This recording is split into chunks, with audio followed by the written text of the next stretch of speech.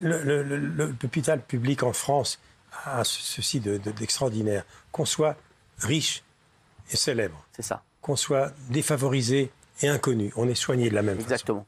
façon. Tu arrives avec ta carte vitale, tu pars avec ta carte vitale, que tu sois un émir ou que tu sois un SDF.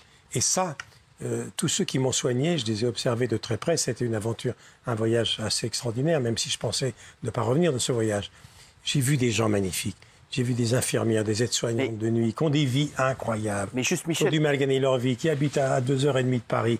On a beau le savoir, mais quand tu es soigné, que tu es quelqu'un qui a un peu pignon sur rue, qui était persuadé que... Moi, j'étais persuadé que j'étais inoxydable, que j'étais Terminator, que j'étais indestructible. Moi aussi, j'étais persuadé de ça pour toi. Voilà. Tu étais avec moi. Et là, quand tu vois deux femmes charmantes qui ont peu dormi, qui ont amené leurs gosses à l'école, qui ont des problèmes avec leur mari, de chômage, des problèmes économiques, pendant cette année épouvantable sur le plan économique, que tout était à l'arrêt, et qui arrivent avec le sourire, et qui remontent le moral. Allez, monsieur Lucas, vous allez vous en sortir, vous referez de la télé, allez, vivement dimanche, reprendra.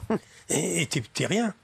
T'es un pantin, t'es disloqué, t'as 100 ans quand tu te regardes dans la glace. Moi, j'ai mis 2 mois avant d'enlever la buée sur la glace après la douche. Quand j'ai vu la tête que j'avais, je ressemblais à Raoult, le médecin de Marseille. C'était...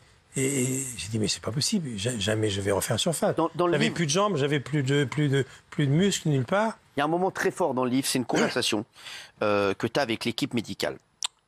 Tu dis, attendez, si ça se passe mal, je le dis en présence du docteur Agege, vous me débranchez. Comment ça, je vous débranche? Oui, débranchez-moi, hors de question que je puisse me réveiller avec des handicaps, avec une aphasie, un tremblement. Je ne pourrai plus jamais pratiquer mon métier. Alors ce n'est plus la peine, vous me débranchez. Ce n'est pas légal, vous débranchez.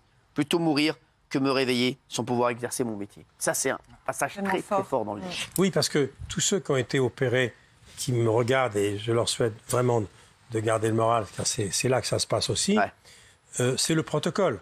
Il n'y a pas d'opération sans risque. Et une opération comme la mienne, elle a été gigantesque.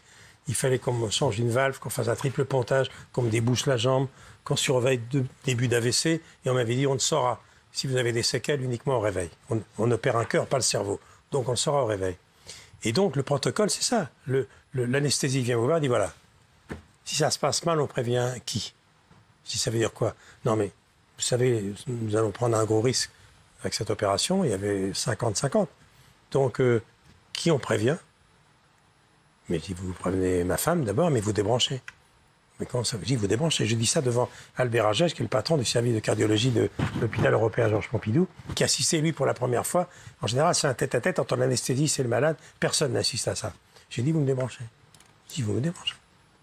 Incroyable. J'ai dit, vous me débranchez parce que voilà, je peux pas. D'abord, je ne pouvais pas refaire mon métier. C'est pour ça que j'en suis très reconnaissant à la gouvernance de France Télé. Ils m'ont dit, on t'attend. Je dis, on t'attend. Vous êtes gentil, on m'attend. Mais si je reviens diminuer, je vais revenir. J'ai entendu parler de prothèse, puisqu'on devait me couper la jambe au-dessous du genou droit. Prothèse, je me disais, bon, ben, j'irai voir Cyril avec une prothèse. Voilà. Et puis, je ferai du tennis avec une prothèse. Et je ferai du vélo sur une jambe, comme un mec qui m'a doublé un jour dans le Ventoux, qui a un bras et une jambe.